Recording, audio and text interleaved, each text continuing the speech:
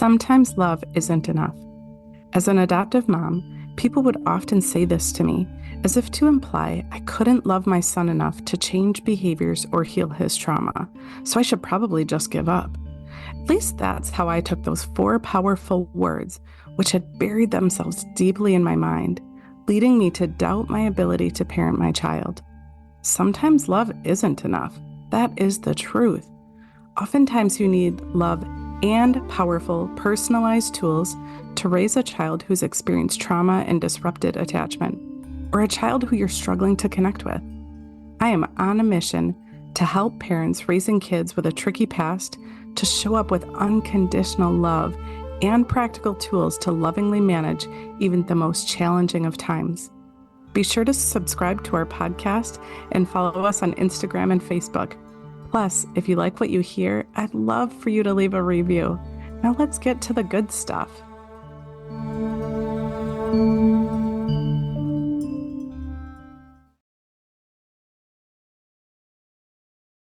Hey, so welcome back to Sometimes Love Isn't Enough.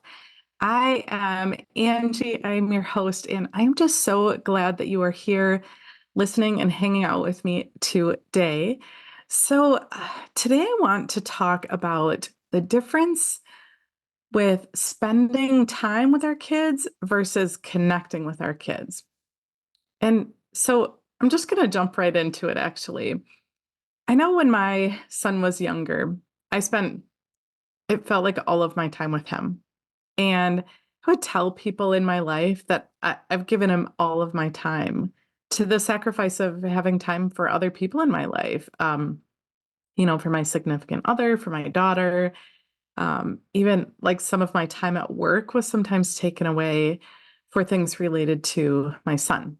And I felt exhausted, honestly. I was handling phone calls from school, dealing with the police, numerous appointments, sometimes every week. We would have several appointments in a week. And then when we were home, it was oftentimes handling behaviors in our home or anticipating them. And I know when I look back that I spent a lot of time and energy um, waiting for behaviors, anticipating that something was going to go awry. But nonetheless, I didn't really know that then. I couldn't really see that. But what I could see then was that my time was given to my son. It felt like all of it. And so if you had asked me, or any of his therapists had asked me, or school staff, are you really spending time with him? I would have said 100%. I'm giving him all of my time. I have nothing left to give, is what I would have said. But when, now that he's a young adult, and when I look back at how I was spending my time with him, I wasn't devoting the right kind of time on connection. I was really just giving him time.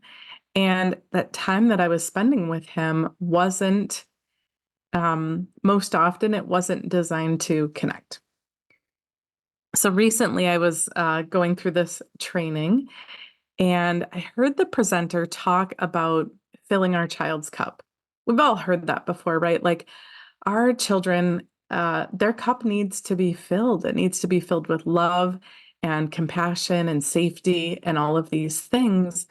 But I love the analogy that she used. She talked about how often when we're raising children who have challenging behaviors, that we give them a few drops at a time.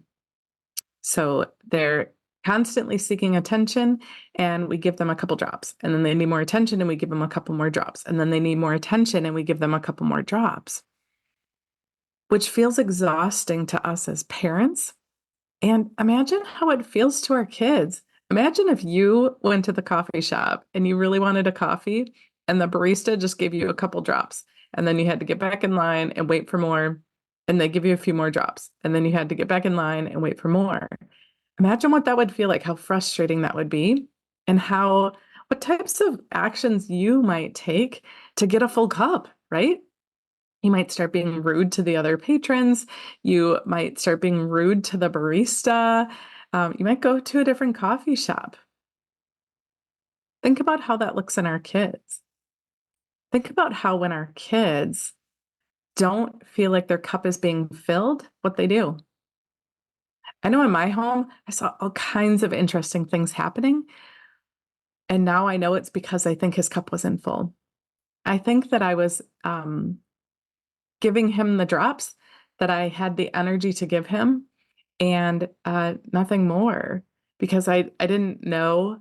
I couldn't step back and see that there was a different way to do it. And so today I want to talk about filling that cup and filling it in a way that matters to our kids because when we're raising kids with tricky past, kids who are struggling with attachment and connection, kids um, who don't know where they fit in, they oftentimes engage in behaviors that can be just so unsettling, so unnerving, so exhausting because they're just trying to figure it out. They're trying to figure out where they fit in and how to get their own needs met, and they don't even understand what their needs are. So, I want to talk about some things that you can do. But first, before we kind of get to the strategies, I just want to talk about you as the parent who feels like you're exhausted and are listening to this thinking, oh, great. Now Angie's suggesting that I do even more when I'm already giving my child everything that I have. And here's the scoop. I'm not asking you to give more. I'm asking you to fill up that cup for your child after you've filled up your own. Fill up your own cup first so that you are ready to fill up theirs in a really meaningful and powerful way. And I'm not saying it's going to be easy because, quite frankly, your kid's been through a lot and they're really struggling to figure out how to handle life and how to handle these feelings that they have. And they don't know how, and I know that you don't know how to help them quite yet, but that's what we're going to talk about. And so I think before we jump into strategies, we first have to talk about you. So, what are you doing to take care of yourself? What are you doing to fill up your own cup? I know for me, it was really hard to find time to do anything to take care of myself. When things were so tricky, I didn't have time for me. I didn't have time to do things that I loved. I didn't have time to do things that lit me up, or at least that's the story that I was telling myself. Because the truth is, there's 24 hours in everybody's day. We all get the same 24. We get to choose how we use it. And so, my challenge for you is to really take a step back and evaluate your day. How are you spending your time? Are you spending your time checking out because you're exhausted and your brain needs a break? Are you spending time worrying about what might happen? I know for me, I was doing a little bit of both, right? I was checking out sometimes because I felt exhausted. I didn't know what else to do with all of that frustration and anger and resent that I had in me. And so vegging out and watching TV sometimes or scrolling through Facebook, sometimes it just felt better. I don't know, to just check out and I don't know, see what other people had going on in their lives. But that was a small part of how I was spending my time. And maybe that's a small part of how you're spending your time. I know I was also spending a lot of my time worrying, worrying about when the next behavior was going to happen, worrying about how I was going to handle it, worried about how big it was going to get or how bad it was going to get, worried if I was going to have to get other people involved. I spent a lot of time doing that. And oftentimes the things I worried about, they didn't happen, or at least not how I had anticipated or as often as I had anticipated. But boy, I sure spent a lot of time worrying. And I couldn't see that life could get much better. I couldn't see that there was really an end in sight. And so I was so hyper focused on just my frustration, my overwhelm, I couldn't really see that things could get better. And so that's where I was spending all of my time, was worrying about what was going to happen today, tomorrow, venting about what had happened yesterday or earlier in the day. But I now know, after working with a mindset coach, that taking a step outside of what's happening in our everyday and really um, imagining the future that you want to have is actually the key to start things rolling, to start things moving in the direction that you want them to. So that's my first tip for you, actually, is to work on taking care of you by working on imagining a life where you're enjoying your child, imagining a life where you are spending quality time together. Because if you can't see that as a possibility, then you're going to have a really hard time implementing the strategies I talk about at the end of this. Because if you can't see that you can have fun and connect with your child, you're not going to take the steps you need to. So start there. Start by working on your imagination and even like looking outside of what's really happening in your home, looking into how other people are doing it. How are other people enjoying their kids? Maybe tap into some of that. It might feel right now like that's not a possibility for your family, but it is. You can enjoy your kids no matter what. That's totally up to you. Those are some of the things we're going to be talking about here in this podcast, is how to shift your mindset, because man, it feels miserable when you're stuck in the muck and you can't see the possibility of enjoying your kids again. It feels awful. I know I was there for years and I'm not anymore. I I'm not at all anymore. I love spending time with both of my kids so much. And I couldn't have seen that a couple of years ago, that I would ever enjoy spending time with my son again, if I'm being really honest. And I know it feels really gross to say that and maybe gross to hear it, but that was my truth. My truth was that when things were so hard, I was so stuck in just imagining the worst and not imagining that, what if things were actually really lovely? What if I really could enjoy spending time with him? So it starts first by creating a vision, but then you also have to create time for you. You have to create time in your day where you're spending time building your imagination skills. You're spending time on relaxing and really learning what you enjoy doing in life. Because again, if you're so stuck in the whirlwind, the hamster wheel, whatever you call it in your home, if you're so stuck in that with the behaviors, it's really hard to take action that help you reach towards what you want your life to look like. So, after you've taken some time, I know for me, my coach really encouraged us to get up a half hour or an hour earlier than we normally do. And when I first started working with her, I thought, I am not a morning person. This is not going to work for me. But when she helped us work through creating a vision and creating a goal, and I'd hear my first alarm in the morning and I used to snooze it for an hour. Yep, every 5 minutes for an hour. Drives other people in the house crazy. But when I had something that I was working towards, something to be excited to get out of bed for, you would not believe the change that happened in me and what I thought was my truth of not being a morning person. I now am excited to get up in the morning. And not every morning, of course, but most mornings I am so excited to get up because I'm working towards big things that I know I have control over now.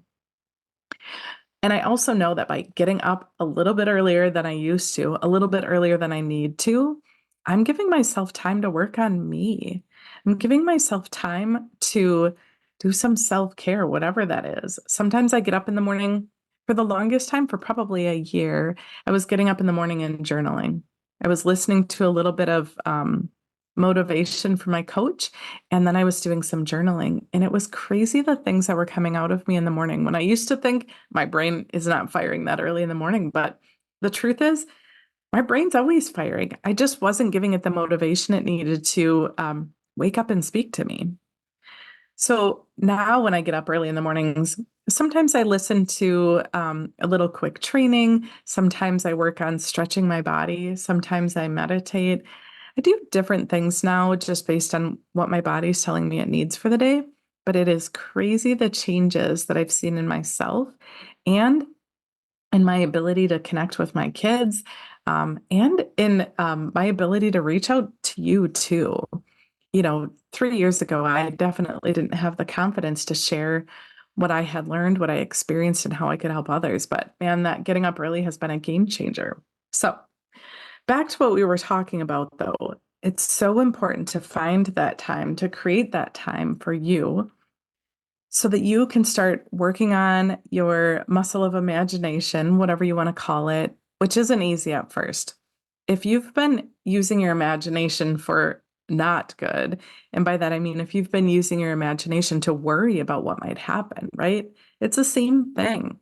When we're imagining that, our child's going to get in trouble at school today, or the police are going to be involved, or there's going to be court in our near future or whatever it is that you're worrying about, when that's what we're doing, we're actually just imagining the worst in the future. It hasn't happened yet. We don't have any evidence that it's going to happen, but we use our imagination to create this story in our head. And so I'm suggesting that you use your imagination for the good. What if all those things don't happen? What if instead you take different action and start building a really strong relationship with your child? What if instead your child makes a different decision and totally shifts the way that they're thinking? We don't know what is going to happen in the future, but we have control over what we're thinking today. We have total control over that. We don't realize that. We just by default tend to worry. By default, we tend to think the worst. By default, we tend to take an outside influence about what might happen. But it hasn't happened yet. We have no evidence that it's going to happen. So why not imagine the best possible future? So by working on us, doing some self-care, whatever that looks like for you, working on our imagination and imagining an amazing future, an amazing connection with our kiddos. And remember, we can't control them. We can only control us. That's true in every relationship. But when we're thinking about our kids who we're really struggling to connect with, our kids who need us to connect with them more than anything, I think it's worth our time. I think it's worth our time to shift how we're thinking about them so that we can show up differently for them, because we sure can't wait for our kids to change. It's not their job. It's our job to parent them. So, by shifting and working on our imagination for the good, creating a vision of what we want our relationship to look like, then it puts us in such a better position to start taking different action with our kids. Right? So imagine that your child, you probably don't have to imagine because it probably is happening frequently, but imagine that your child is engaging things that just drive you crazy.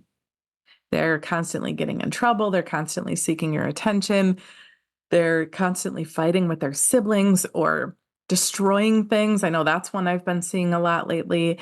Um, Food related issues. They're doing all these things that drive you crazy, and you're trying to give them a little drop in their cup, a little drop, a little drop, a little drop.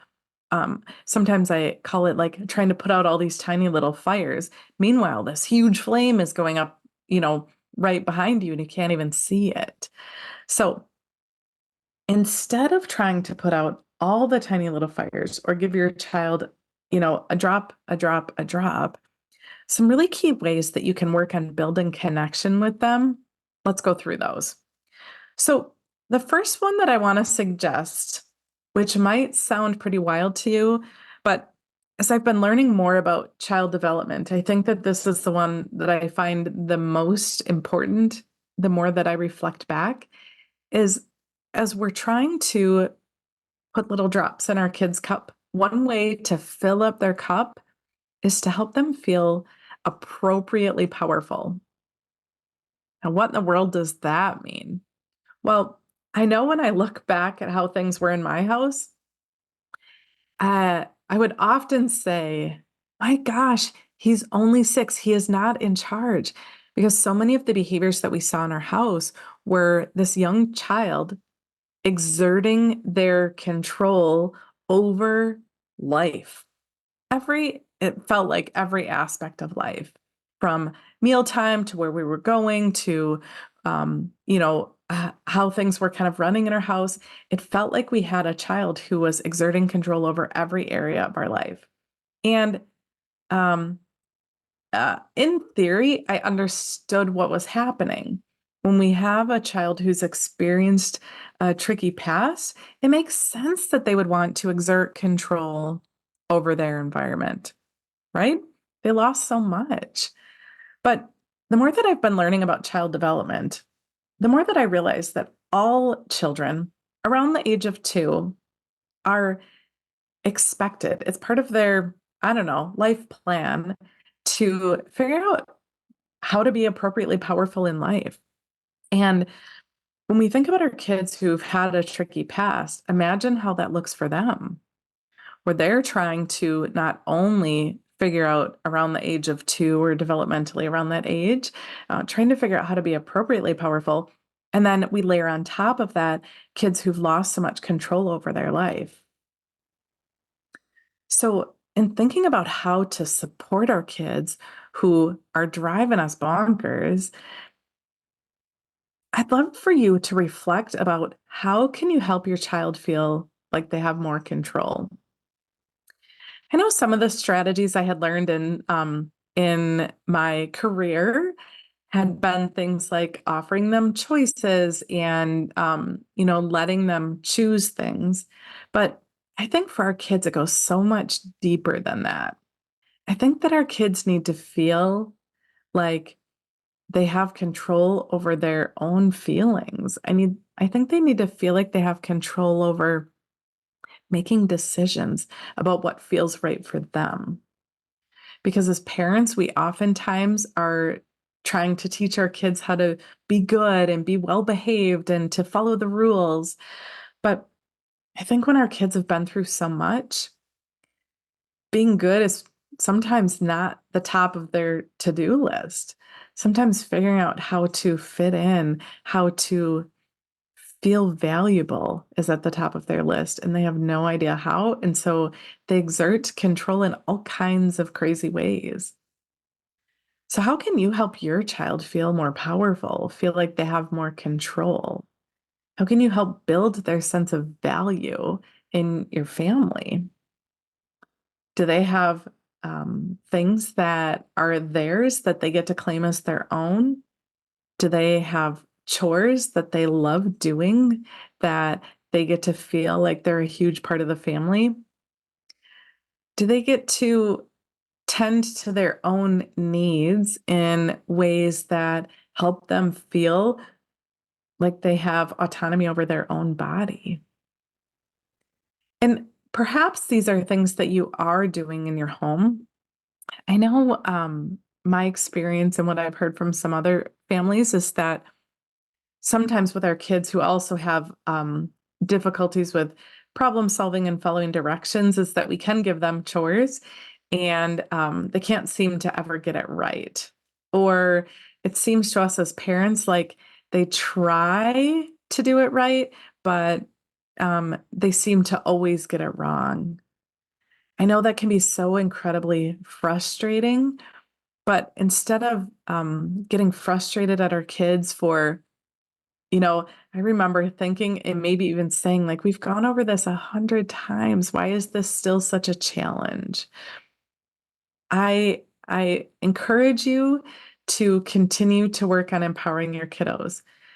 This isn't an easy road by any means, but helping our kids feel powerful might be one of those really important keys to building connection with them.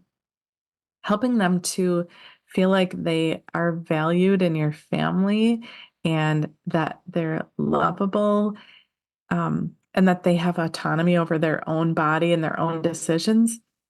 Imagine how empowering that can be for them. So that's my first tip about building connection is about helping our kids feel powerful. The second one is one of my favorites. It's about being silly. So when we think about our kids and how serious. I know as mom, having fun and laughing and being ridiculous sometimes is my go-to. But with my son, when things were so stressful, I was not being silly. I was not laughing. I wasn't encouraging the kids to laugh. I felt like I felt more like a referee. Like oftentimes not only did I feel like a referee, but I oftentimes felt like I had to keep a bit of a stoic face. That's something that I heard recently at one of the trainings is that one of the parents had said that she works on being very stoic because to our kids sometimes showing happiness or sadness or anger or frustration can be really unsettling, or at least that's how it seems. So I know as mom, I got too serious and I stopped working on being silly and laughing. And so that's my second tip for you to work on filling your child's cup more fully is to be silly. And I don't know what that looks like in your family. I know I I will do just about anything to get my kids to laugh. And so telling silly jokes or doing things that surprise them or I don't know, just being ridiculous can be such a powerful way to really fill our kids' cup in a much more meaningful way than the drip, drip, drip, right? All right. So then step number three or suggestion number three is about finding activities where you're face to face. So it could be all kinds of things. It could be having a staring contest. It could be doing each other's makeup. It could be um, painting designs on each other's faces. It could be looking through binoculars. So many different things that you could do to be face to face with your kids. But that time when you're able to look at each other's eyes can be so much more fulfilling to them than sitting next to them or going places with them. You could potentially get so much more value and so much more connection by being face to face. And then my last tip for you in building connection versus just spending time with your kids is helping your kids connect with nature. It might look like gardening together and teaching your kiddo about, how things grow and how we nurture them and how we help them, become food that we eat. It might be going on a nature walk or a hike and enjoying those moments together of what you're finding together. It might be, um, I don't know, it might be going to a petting zoo with your kiddos and really enjoying that connection time with them with that type of nature, right? Whatever works best for your family, I think can just be so incredibly powerful and just great ways to work on building connection instead of just spending time together, which I know you're giving your kiddos so much time, but I feel so confident that if you're able to shift how you're spending your time and really work on filling their cup, work on connection, you may see that you're not having to give them so much of that other time that's exhausting you. You may see that they start feeling comfortable not having to seek constant attention all the time when their cup is fuller. I mean, like I said, back to my coffee shop analogy, when the barista fills my cup, I mean, I don't really have to go back unless I need a refill, but I wouldn't be back in line over and over and over again if my cup were filled the first time. So I hope that you found this so powerful. I would love, love, love your feedback about how you're implementing the skills in this podcast. And I really hope that you share it with a friend or somebody that you care about that maybe is struggling a little bit to connect with their kiddos. So that's all for this episode. And again, thank you, thank you, thank you so very much for hanging out. Bye.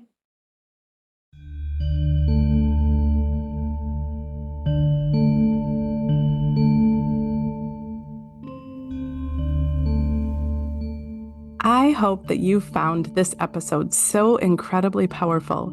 thank you for joining us for Sometimes Love Isn't Enough. If you resonated with what you heard here, please subscribe to this podcast and give us a review. You can also follow us on all the socials.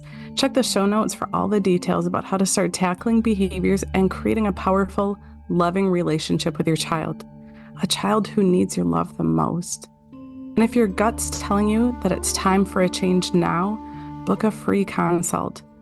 I'd love to help you love unconditionally and show you that you have that power within you.